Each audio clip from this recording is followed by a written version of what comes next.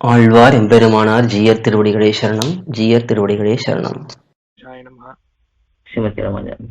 தற்போது சங்கல்பங்கள்ல நிறைய நம்மளவாலே பேதங்கள்லாம் இருக்கு. சில பேரு பாகவத ஆச்சாரிய கைங்கரிய ரூபேன்னு சொல்றா, சில பேரு பகவத் கைங்கரியம்னு சொல்றா, சில பேர் அந்த மாதிரி இருக்கும்போது அதுல எது நாம் எடுத்துக்கொள்ள வேண்டும், எடுத்துக்கூட அந்த மாதிரி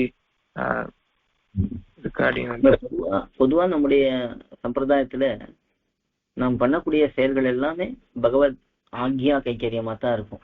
பகவானுடைய ஆணைப்படி நாம் செய்யறோம். அதனால பகவத் ஆக்யா பகவத் கைங்கரியம் அப்படிங்கறத நம்முடைய சங்கல்பம். இது ஏன் ஆணைன்னா பகவானே சொல்லியிருக்கான், ஸ்ருதி ஸ்மிருதி மமை வாக்யா. இந்த ஸ்ருதியும் ஸ்மிருதியும் என்னுடைய ஆணைகள். அதை இந்த உலகத்தில் இருப்பவர்கள் அனுஷ்டித்து தான் ஆக வேண்டும். அப்படி யார் இதை அனுஷ்டிக்கலையோ அவர்கள் எனக்கு துரோகிகளாக ஆகிறார்கள். என்னுடைய பக்தர்களாக இருந்தாலும் அவர்களை நான் ஒத்துக்கொள்வதில்லை அப்படின்னு பகவானே சொல்லியிருக்கிறதுனால ஸ்ருதியும் ஸ்மிருதியும் அவனுடைய ஆணைகள்னு சொல்லியிருக்கான். அதனால நம்ம எல்லாமே நம்முடைய செயல்கள் எல்லாமே இந்த சங்கல்பம் எல்லாம் எதுக்கு பண்றோம்?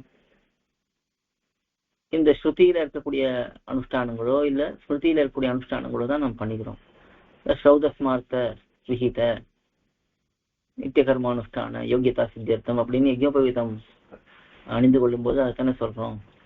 அதனால இது எல்லாமே ஸ்ருதி ஸ்மிருதியை அடியொற்றி இருப்பதனால வாக்கியமே நேர் வாக்கியமே இருக்கிறதுனால ஸ்ருதி ஸ்மிருதியின் மமை வாக்கியான்னு இருக்கிறதுனால நாம் சொல்லும்போது சங்கல்பம் பண்ணும்போது பகவத் ஆக்யா கைங்கரியம் அப்படின்னு சொல்லிதான் நம்ம சங்கல்பம் பண்ணிக்கணும்.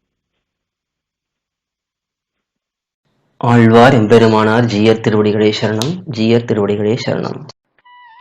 கோயில் KOYIL என்னும் ஆப்பை கூகுள் பிளே ஸ்டோரில் இருந்தோ ஆப்பிள் ஆப் ஸ்டோரில் இருந்தோ டவுன்லோட் செய்து இது போன்ற சம்பிரதாய விஷயங்களை கேட்டு மகிழலாம்.